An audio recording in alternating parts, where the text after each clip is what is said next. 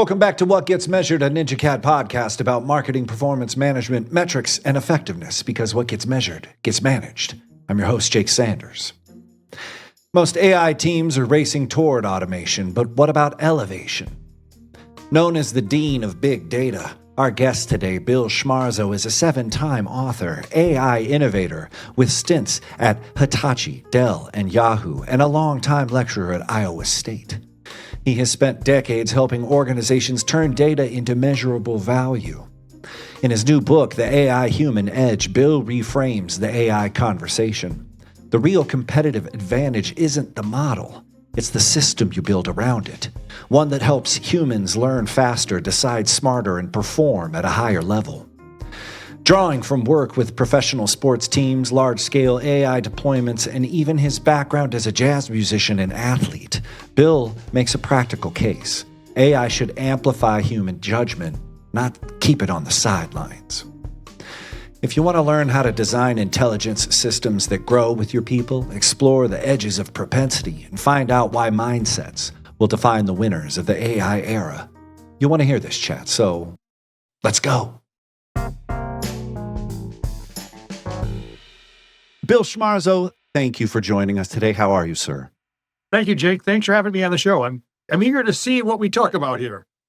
I'm also eager. I sent Bill the questions beforehand. He says, I don't want to look at them. And I said, well, then we'll both get, everyone will just is in the audience today. No, thank you so much. We were talking about jazz music before this. We'll get into that. Bill, you're an amazing person. You have a new book coming out. The AI Human Edge, Winning with Intelligence Technologies on the Field and Beyond. As I was doing research for this show, there was something that popped up, and the genesis for this comes to a Strat-O-Matic Baseball, playing cards from the 70s with propensity scores instead of summary statistics. I have to know. Tell us a little bit about the book, the intro, why'd you write it, and then what is this connection with the baseball card game? Let's start there. Well, let's start with the baseball card game, because I was just totally infatuated with Strat-O-Matic Baseball, which is kind of the early versions of sabermetrics, or a different version, right? That what they had done, instead of looking at the back of a baseball card and showing what a player had done for a year, this showed you what a player had capable of doing, the probability of players in certain situations. And if you understood the situation, right? If you understood the situations, it gave you a huge advantage in knowing what players to go get. So, I dominated my friends in that game. I didn't tell them of really understanding probabilities and be able to look at a card and tell you and put together, like a pitching roster, knowing what kind of pitcher to have for what kind of situation. And that whole concept of understanding individual players' performance propensities really carried over throughout life. And it really cemented when I was at Yahoo, where I was the vice president of Advertiser Analytics. And we built propensity models in every one of our 200 million visitors. Right? Was that your doing? Did you say, hey, we need propensity models, or they had something? It was being done by someone a lot smarter than me, but I saw a pattern. I said, I know what you're doing, and I know what kind of data you're going to need, and I know how we're going to use it, right? You think about it, the 200 million people coming to our site is probably even more than that. I knew what sites you went to. I know how long you spent there. I know the sequence of slides. I knew I could track your mouse movements. I could track what ads you clicked on, your keyword searches, your social media activity. Sorry, but I knew what you wrote on your email, right? If you read the fine print, folks, right? And so what we did, we had really high understanding of what you were likely to do next, so that we could serve the right ad. And it was a really big difference, because you were coming to a site, and sometimes we had to bid for you, right? We bid to other providers, right? Content providers. And knowing your propensity for things such as interest in cars or interest on vacations, those were big ticket items. If you were to click on an ad for a car or vacation, we got like $18, $19 for that click. You clicked on an ad for a cup of coffee, we got a fraction of a penny. So understanding propensities, like in Strat-O-Matic Baseball, understanding propensities allowed us to make very precise decisions based on what we thought from a probability perspective, what that customer was likely to want and what they're likely to do next. Wow. Okay. So yes, start there. That's good. Amazing. How did it translate into this book? Very perfect lead in. So, I was I was fortunate to be working with a couple of professional baseball teams and an athletic director at a large college football program. Wow. And I was sharing with them this idea about how you could take these propensity models and apply them at an athlete level. Because we were doing this now. We were doing this already across a number of different organizations. We were doing this for nursing and for casinos and for financial services and credit cards. Right, we were building these entity propensity models that capture both performance and behavioral propensities. And I was talking to them, showing them the models for how you could do this for understanding, making NIL decisions regarding what players to go out and acquire, how much should I spend, workload management, training and development, injury recovery. So all these use cases where if you have these very detailed profiles in each and every one of your players, you can make much more precise decisions that help to win more games. And one of the baseball executives goes, that's like Moneyball on steroids. Right. I was just about to say, yeah. That's Moneyball. Don't use the term steroids, but if Moneyball is steroids, and I was like, you're exactly right. It's about really understanding in this situation, it's the bottom of the ninth. There's 2 outs. I got the bases loaded. My pitcher's on the mound. He's struggling. I can see from the numbers, from the data, that his fastball is down. His arm angle is dropped. The spin on the ball is down. I'm going to have to get him out of there. Who's the right person to bring in? Do I bring in a left-handed flamethrower? Who's at bat? What's the situation, right? And making that decision, you couldn't look at the back of a baseball card and say, on average, they did this. Last year, I had to know, how many days rest this person has. What's the spin on their so I might have 3 relievers I can pick from. Anyway, so I wrote the whole book really targeting sports. And the thing about sports that made it so easy is that in sports, it's easy to understand the value of an athlete. There's kind of a market system for professional and college athletes. And so very easy to attribute value to it. And then I also have what I call objective observable outcomes. When you threw a pitch, was it a strike or a ball? Did the ball move or not? What are you like? If you shot the basketball, right? Did you miss short, miss long? I mean, I had all this information, and I could merge this real-time observable data with the value of an athlete to figure out which athlete's more valuable. So I wrote the book, and I got it all done, and I had a friend of mine who reviewed it. She read it. Her name was Renee Lottie. She reviews the book. She goes, Schmarzo, you're an idiot. Like, well, I know that, but she goes, everything you've written about athletes pertains to doctors, nurses, teachers, secretaries, engineers, knowledge workers, right, all that. Who works with knowledge. Says it's all about, basically, that's a very simple concept. Understand what people can do, develop them to their fullest, and put them in situations where they can be most effective. And one of my favorite examples is you have an older woman's coming in for cancer treatment, just been diagnosed for the first time. You have her entire history of her health, but you also know about a lot of things about her from your years of working with her and talking to her and capturing all the conversation you have, understanding her propensity for pain. You understand her family support system. You understand a lot about that patient. What's the right doctor who has the right experience and skills to work with this particular patient? Who are the right nurses who have the right experiences and attitude and capabilities to work? And what are the right treatments? Right? Because I have a bunch of treatments I can use given her propensities. And when I bring the patient propensity with the doctor, the nurse, and the treatment propensities, I call it AI in the middle, can actually figure out who are the right people in the right situations. It's kind of like in sports, right? You don't want a whole baseball team full of shortstops. You want a shortstop, you want a first baseman, shortstop as a catcher, not a good idea, right? And so it's really the same concept, but applied to every other, teachers working with students, detectives trying to solve a case. The concept was like she woke me up and said, these people have value. It may not be as clearly quantifiable as an athlete, but your best nurse, your best doctor, your best detective, your best social worker, they are better. They're more valuable because they produce better, high quality, more effective outcomes. But hold on. So is that true? Because Bill, there's drafts like sports. There has a celebrity model where in some way greatness has definitely been quantified as best as it can. There's been talent scouts, there's like, but there are no talent scouts. No, from music that sometimes these people judge on the wrong things, right? No, my thing is, I'm just wondering, there was such a great need and use case for you to use this in sports because it was obvious, but the best of us doing knowledge work are not celebrated like a you are lost in a system. You are a part of a winning team. They didn't know that they're winning because of you. Do you know what I mean? Like you're exactly right. This book runs counter to everything everybody's saying about AI. That I'm going to use AI to automate processes and push people out of their jobs. This book says bullshit.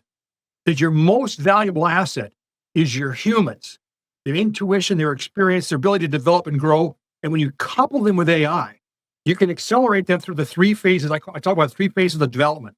There's the sort of the rookie phase, the phase you're sort of learning competences and you're building some basic skill sets. Then the second phase is really, I call it the sort of the all-star phase, where now you're mastering your phase, right? And by the way, what AI does in that first phase is it helps you to look more broadly at problems, helps identify patterns at a level of granularity humans can't see. It helps to build, customized training for us. In the mastery phase, it's all about, what-ifing, counterfactuals, and intuition. It's really about understanding, how do I master my skill? How do I understand the cause and effects that allows me to be the best I can be? And by the way, AI is great at that. And then later on, I go into, I call the third phase. This is the elevation phase. You elevate your team, you elevate your profession, right? It's about cross-domain mastery and how you are helping other people become more effective. AI is a great partner for helping the humans to accelerate and maximize their value from the beginning rookie to that all-star mastery to that Hall of Fame elevation level. But AI can't replace them. AI is your partner, is your Yoda sitting on your shoulder saying, I think you should look at this. I think you should do that, right? And you can bounce questions. You say, what if I try this? And you can build a simulation. This is, well, if I try this, what happens? You can build a simulation with it. But that's not the first thing you do. That's the last step. I love that you have a sort of guidance here. I think my brain stopped when you said propensity models, because I was like, wait, propensity models feed the recommendation algorithms. Without good propensity, you don't have good recommendation. Let's go back down to the data practitioner levels, because some of these people are wanting some of that sauce. So, if they want to get their hands around entity propensity models, because that was really hot, they're running analytics just like you were doing at Amazon. Walk us around that. How does that actually, how would I know, like, oh, that's a propensity? Like, you know what I mean? Give us some keys here. I'm going to promote another book. Oh, good. Sort of thinking like a data scientist, right? And so what I teach at the university is, how do you identify the propensity scores that comprise propensity models? Because a propensity model is a series of propensity scores, what you're likely to do in what situation.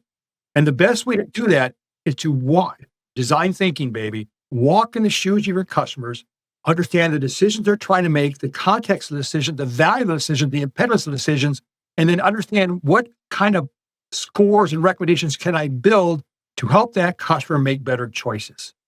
It's really simple, but it means empathy, though. Nobody's walking the floor, man. You know what I mean? Like I mapped out the places. Here's your business, here's your consumer, and here's all of the things, the intermediaries, the platforms, the middleware, the places you have to go to reach this person. There's so much in between us. Does this put more stuff between us? Or no. It seems like it could. It seems like somebody might get lost in the sauce, trying to find propensities and not landing the plane. No. Propensities have to come from what customers are trying to do. And we say, understand customer and decisions, right? So customer persona profiles. I love customer journey maps. We do a lot of customer journey mapping in my class. Because you understand the customer's this is what they want to do. They want to go on a vacation.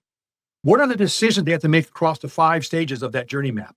And how do I help them through propensity models make more effective decisions? If I'm focused, it's a really simple point, Jay. The only person in the whole equation that defines how value is created is the customer. But yet, every organization says, well, we're going to sell value. Well, you can't sell value if you don't understand what your customers define as valuable. They're going to generate demand too. Just so you know. Yeah. So it's a total sort of backward approach that we're going to push these products at people. We're going to push these things, and then people are going to buy. No, this is why. I think design thinking is a secret sauce. It's a superpower. We really spend the time.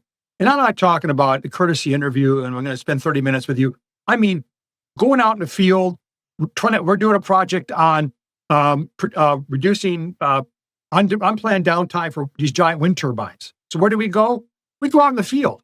We're walking through the muddy fields with the operators, understanding what are they looking for, what kind of decisions have they made, what are the situations. We're working with nurses. We're in the rooms with the hospital with the nurses, walking through or creating these journey maps with them, understanding the decision. You have to get in with those stakeholders to understand where and how value is defined, measured, and delivered. So I mean, I love that. I absolutely believe that if you just pick up the phone and have maybe an unscripted conversation with someone, a customer, someone who you need to establish and maintain a relationship with, why aren't people doing this, Bill? I mean, like, I think the best of us, the most aware of us are doing. Why aren't we all pushing towards this? Why does it feel like we have to tell people to get out behind from the dashboards? First off, we are totally infatuated with technology. We're totally infatuated with the fact we can make a dog walk on its hind legs. We're like, wow, look at this. Isn't that great? I'll tell you what, that's impressive, but I don't want that dog bringing my beer to me, right? No thank you, all right? And so we forget that the real part of again, technology should deliver value, right? I think everybody would nod their head, yeah, technology. But there's a great flaw in the fact that a lot of organizations don't understand where value is created. They're created at the front lines of customer engagement and the front lines of operational execution. Front line is the key word. I don't want to talk to the vice president of logistics or vice president of marketing. They don't know shit, pardon my bluntness, right? They did at one time, but they got promoted out of knowing shit, right? Now they're worried about stock prices and balancing budgets and surviving all the all fine. Please do your stuff. Let me give an example. So during COVID, I was teaching at Menlo College. And I was living in Palo Alto, and Menlo College is down the street. And the dean of the school said, Schmarzo, I need you to do a favor. I have foreign students who can't leave campus, can't go home because of the COVID. They may not be able to get back. So I need to have some classes in person. Do you mind doing an in-person class? So we'll put you in a large conference room, a lot of open windows, everybody will wear masks. We'll make sure everything's safe. And I'm like, I'm for it. So and this was a bunch of freshmen and sophomores who were there. Most of them were athletes, by the way. Because they had there on scholarships, blah, blah, blah. And they were great. They were really smart, bright. We were scattered across the room. We did a little experiment. In the middle of COVID, I said, what we're going to do is we're going to build a COVID propensity score. A propensity score to measure the likelihood of someone dying if they catch COVID. It's like an important concept in the middle of COVID, right? We're trying to make decisions about vaccinations and crazy time. Yeah. And we're making decisions on averages. Oh, if you're 65 or older, if you're 6 feet is this. But everything is based on averages. So I said, we're going to actually build. These are a bunch of freshmen and sophomores. And so what we did, we said, we need to figure out the variables, the causal factors that drive COVID deaths. Who are we going to talk to? They called the nurses. They called the doctors. They called the caregivers. And they found there were basically about 12 or 13 high impact variables. So obesity and body mass index, BMI and age, it's a bunch of things. And if you took all that information, you plugged it in, and we did it in a friggin' spreadsheet. You could put these variables in, do some transformations, and come up with a score from 0 to 100. If you're 100, high propensity of dying, you know what? You're staying home, you're wearing a mask, you're not going anywhere, you're getting the first shots, right? I don't care your age, you're going to get a shot. If your propensity is like 10%, yeah, go out, wear a mask, but do this. I did this with freshmen and sophomores who were not data scientists, but the secret sauce is that they talked to the nurses. They gave them a call and talked to them and came up and asked them, they asked a question about prioritization and weighting. Which one? Is it more of this or more of that? And there was a lot of conflict. Information wasn't clean. But that's what AI models can do. Now, doing a spreadsheet was hard, but AI model is great at managing those trade-offs about in this situation, this and that. And so propensity scores are actually very, very simple if you know the decision you're trying to make. And talking to the stakeholders that matter, people that are involved on the field. Oh, and beyond. Okay, we have time delays, but I want 2, maybe 3 more. But predictive AI versus causal AI. Causal AI has been a word out there. Mark Stew's previous guest of the pod has talked about it at length. I had another person, James Ward. Very interesting stuff. Walk us through this, because I still feel like causal AI is a new sort of thingamajiggy. People are working off predictive. Can you break those things off? Yeah. And then just tell us what causal AI is. It a thing, or is it a way of thinking? Oh, it's both. That's a good question. Let's talk about what is predictive AI. Predictive AI takes a look at trends, patterns, and relationships of things that happened in the past and projects them forward. Sounds like the old baseball cards. Bingo, right? And it works, as Mark Stouts would say, it works great in a closed loop system. But the minute you put it in the real world, where, by the way, the weather changes, the climate changes, there's all kinds of, the model immediately drifts, right? Machine learning models, one of the biggest issues, how do you manage drift? Because the minute you release it, it's out of date, right? Because it's based on correlations, on averaging across a large data set to figure out on average who does what, right? On average, this guy, for example, he shoots 45% from 3-point range. That's pretty good, right? In high stress situations, he's a bricklayer, right?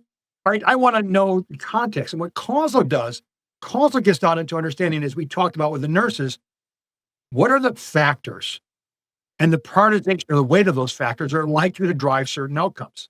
If I understand the factors, not the correlation, right?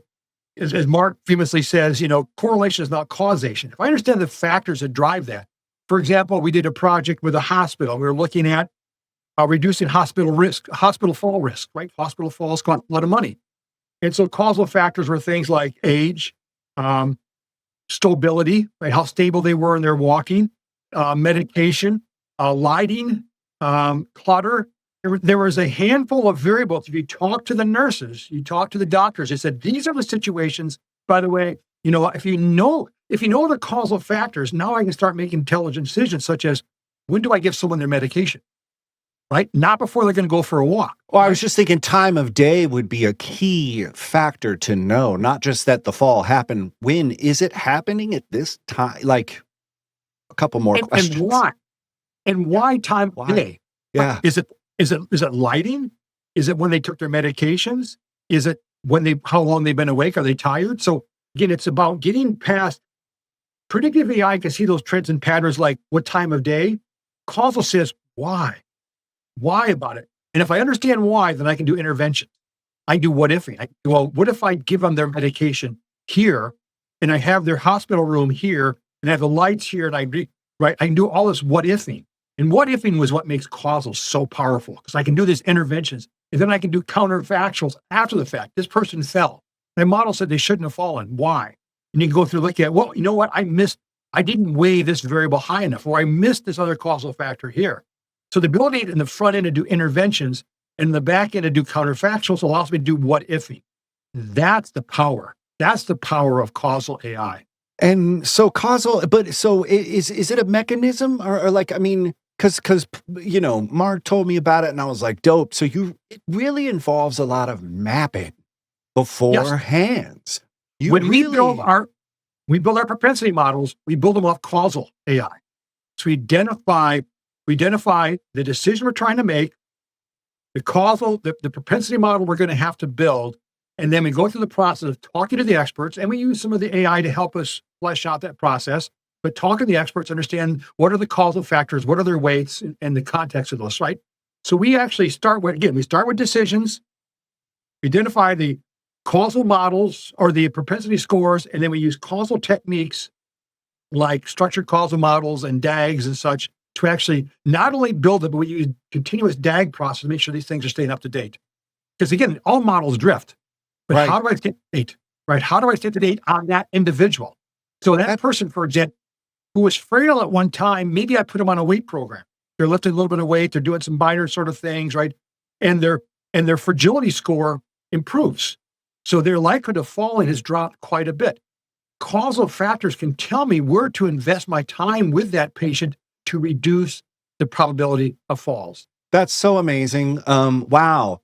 Is somebody doing this right now with this thing, doing it, and they've been doing it? What's an example of an industry that's already done this and it looks like we are fools because we're not participating in this awesome bandwagon? Well, I mean, Mark is the best example because he does it for a living. But the company I really track a lot is Amazon. Amazon does all this kind of causal stuff all around logistics. They have to understand. I mean, how does Amazon give you 1-day delivery? How are they able to pull that off? Well, they build very detailed models, propensity models, on every one of their customers. They know what they're likely to buy, and those propensity models are based using causal by weather, time of year, holidays, whatever. Tons of data. Tons of data. They know all about us, and they use that information to pre-populate products in distribution centers that are close to those customers. So they're the masters. They've got a ton of open source causal models out there. I think do why, so like DoBop, but do why is one of their tools. So a lot of these very leading edge companies have already embraced causal because you can do this simulation. You can do what ifing. Can I ask a question? Because K-pop Demon Hunters came out last Christmas and it was a big success. All the children loved it. It was a wild success, but there were no Halloween outfits. The market was surprised. Everyone was surprised. No one had, and it reminds me of when The Mandalorian took off and they didn't have those baby Yoda toys and everybody lost their damn minds. Yeah. So like, I mean, I'm not saying that you could tell me what happened there, but just try to connect pop culture to this thing. How is it in a world where the highest, prepared of us have propensity models that you missed K-pop Demon Hunters being, you know what I mean? Like how did that miss? Well, we're in a world of constant transformation. First off, I hate that. We know from technology, we know from social pressures, we know from politics. We never know when other crazy crap's going to come out of Washington, D.C., right? Sure. And the same thing with fads, right? K-pop, Demon Hunters popped up, Mandalorian, Labubu, Stranger Things up, right? And so the best you can do is basically have a real-time monitoring system in place that's tracking all this, understands this information. Smart ones, not only are they tracking, but they have a proxy.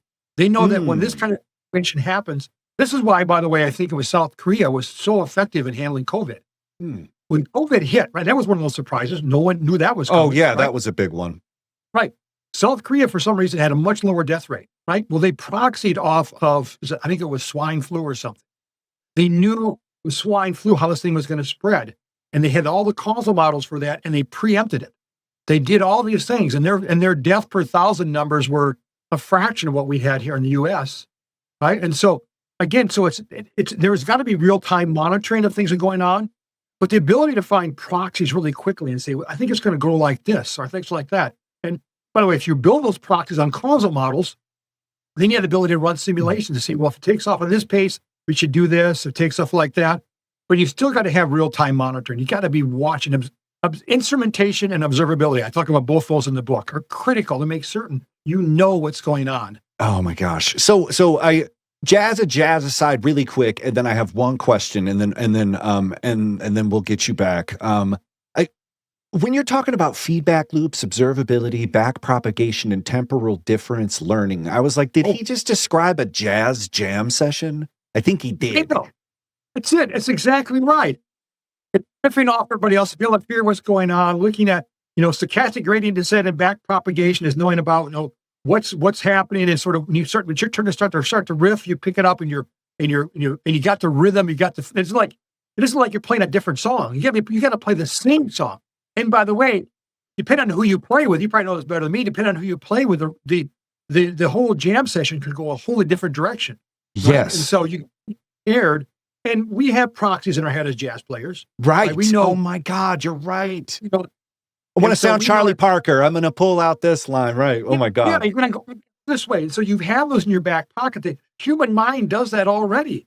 All we're trying to do is to basically put that into an AI model that can help us to identify these situations more quickly, can help us figure out that looks like one of these. You might want to be Charlie Parker in this situation, or Clark Terry, or wherever you might want to be, right? At this speed, you want to do this. At this speed, you probably want like Cannonball Adderley a little slower. Definitely Charlie Parker if we're cooking. Oh my God, I love that. But also, who cares? The general audience is like, whatever. My other question with this was, if you put all of this awesome work into a machine, what if the machine shuts off? Does the edge get dulled? Or if you do it right, it seems like the edge stays with you, even if the machine stopped. I'm never turning over my responsibility to continue to learn and adapt to the machine. It is only Yoda sitting on my shoulder, your own digital assistant. You get it? Sit on your shoulder, who is looking at the situation, who can see trends and patterns at a level of granularity we can't see. That's true. Who can probably spot these changing trends faster than we can see it, and who can help us it can whisper in our ear and guide us, say, hey, this is something happening. You may want to look at this. It kind of looks like one of these, but I wrote an ebook about, I call it the cognitive workout. The AI. Oh, I saw that. Yeah. Yeah. About how AI can actually help us be more creative in our thinking, how we leverage these AI tools to think more broadly. When I teach my students, we do a lot of, my class at Iowa State was the first class to mandate the use of Gen AI.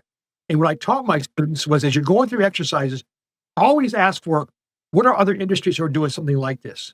What were their results? What worked? What were the impediments? Give me the sources. I want to see the sources for what you've got there, right? And so you can teach people to be more creative, to let AI do some of the heavy lifting for you, but not doing any of the heavy thinking for you. Because I still want this thing to be cranking and thinking about, if I bring this together and merge this, it's the human mind. It's the human mind, our ability to manage the complex trade-offs we have to make in certain situations that allows us to unleash that natural human imagination and curiosity to create new things, right? That's where we want to focus in on. We want to focus in on that, but I was thinking, damn, I bet Bill labels his files real good. I bet Bill is serious about file management, and I'm thinking like, sometimes my files are a little messy and I'm like, I should probably break that into a folder. Where was that thing? I have 60 tabs open. How can we get this thing in order? You know what I mean? Like, I love the AI is going to help you, but do you have your data house in order? Like, are you really about that file management? Are you really rigorous with this stuff, or how do you behave as a person? I think I behave, we've talked about it, like a jazz musician, in that I don't have a lot of files, but I live around framework. The thinking like a data scientist is a framework for how you design thinking and data science and economics to derive value. I operate around frameworks. My Yoda is a framework for how you train it. I'm a frameworks kind of guy. Yeah. My files, I could give a shit if they're organized or not, right? But I do keep them somewhat organized, and I got a search function that can help me find things, right?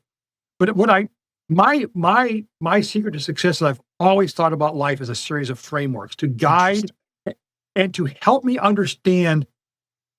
And if I have a framework, AI fits right in and can help me to expand that and to help me. We talked earlier about how sometimes you got to kind of push to the edge of things. Yeah. And push me. And so, for example, one of the things we do when I teach my classes, we upload the Socratic method into our Yoda. And I tell it, don't answer me with questions. Answer me with questions, right?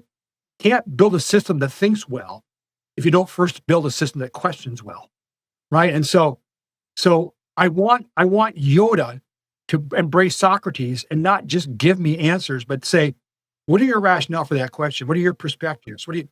And I also, I also upload the Bible, the books of Luke and Matthew. Why not? It's got the golden rule in there. So are my responses reflecting and responsible for respectful others, respecting the perspective of other people, and it's got really important in the book of Luke, it's got the parable of the Good Samaritan.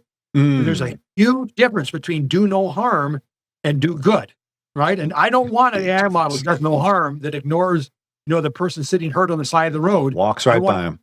Does good, right? That we are programming and training these models to do good for all of us. And there's no reason why it can't benefit all of us. Exactly. Oh my gosh. Well, we could spend forever here, but you're speaking to our hearts. You're speaking to us as people. And I feel like it ends up, when I talk to a lot of AI, deep in the weeds data people, it ends up being about mindset.